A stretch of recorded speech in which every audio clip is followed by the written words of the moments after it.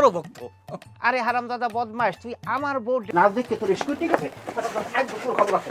ওরে আমার মারতেছেন কে ভাই? এই কামো কি মারতেছো কেন? ওর দোষ কি? তোমার বউ যদি টিকটক না করতো তাহলে তো ওরা দেখতো না ছেলেবেলে। তোমার বউ টিকটক করার কারণে গ্রামের ছেলেবেলে নষ্ট হয়ে যাইতেছে। তুমি ওরে না মাইরা যা ভাবিরে বুঝাও যেন টিকটক আর না করে।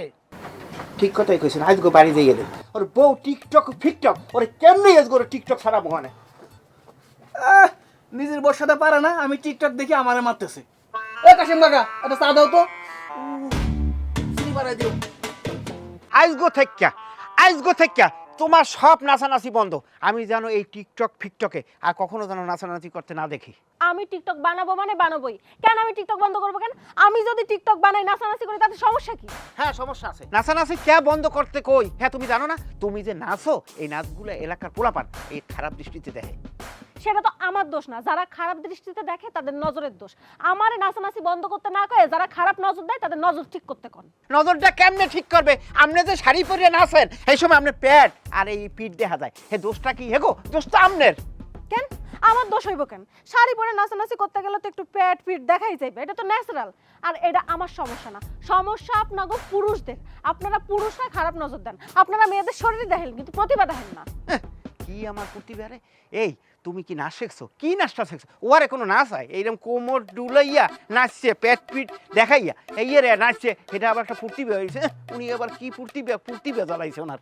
একদম ফালতু কথা কইবেন না, আমার প্রতিভারে অসম্মান করে কথা কইবেন না। আপনি জানেন আপনি কত মানুষ আমার নাচের প্রশংসা করে, আমার নাচ এক ঝলক দেখার জন্য তাকায় থাকে আমার দিকে, কত রিকোয়েস্ট করে, আর আপনি আমার সেই প্রতিভারে অসম্মান করতেছেন। হনো এত কথা বাদ, তুমি আজকের পর থেকে আর নাচানাচি করতে পারবে না। আমি নাচানাচি বন্ধ করতে পারবো না, আমি নাচানাচি করবো মানে করবো। টিকটকে যদি নাচানাচি বন্ধ না করো তোমার কপালে চান্দু আর ভাত নাই। ভাত নাই? খাইলাম না ভাত, আপনার ভাত আমি খাইলাম না।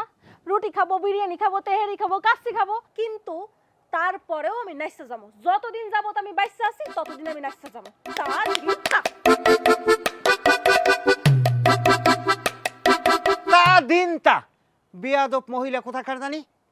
এরপর যদি নাচতে দেখি তোমার পাও ভাঙ্গিয়া এরপর আমি আতি উঠাই দেবো। আমার রাপ সম্পর্কে তুমি জানো না, আর একবার নাচো তারপর দেখ মানে তোমার কি খবরটা বানাই দিই। আকাশেতে লোকারা সাদ বুঝি একটা রেইয়া।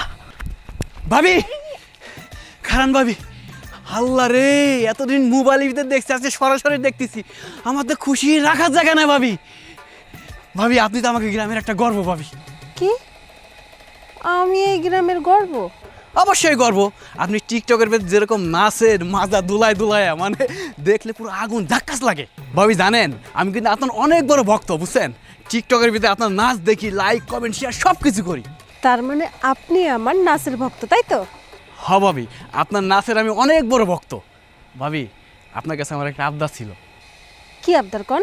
মানে সবসময় তো টিকটকে আপনার নাচ দেখি, তো এখন সামনাসামনি আপনার নাচটা দেখতে চাচ্ছি আমি। আপনি আমার সরাসরি নাচ দেখবেন? হ্যাঁ ভাবি, মানে আমি অধিকারের জায়গা থেকেই বলছি, আপনার ভক্ত না আমি, তা ভক্ত একটা আবদার করলে কিন্তু শুনতে হয়। আর যদি